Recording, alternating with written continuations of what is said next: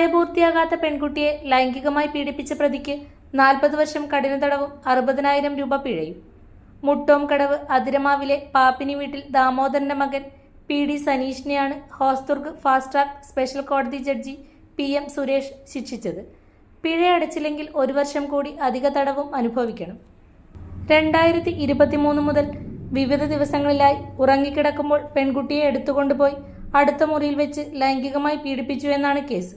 അന്ന് ചിറ്റാരിക്കാൽ പോലീസ് ഇൻസ്പെക്ടറായിരുന്ന രഞ്ജിത്ത് രവീന്ദ്രനാണ് കേസന്വേഷണം നടത്തി കോടതിയിൽ കുറ്റപത്രം സമർപ്പിച്ചത്. Public prosecutor A. ഗംഗാധരൻ പ്രോസിക്യൂഷനു വേണ്ടി ഹാജരായി.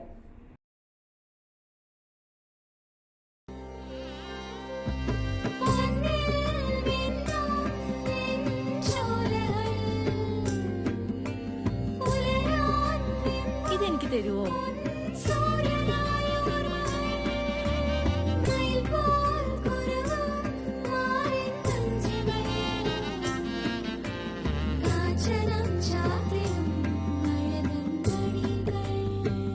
ചില ബന്ധങ്ങൾ പവിത്രമാണ്.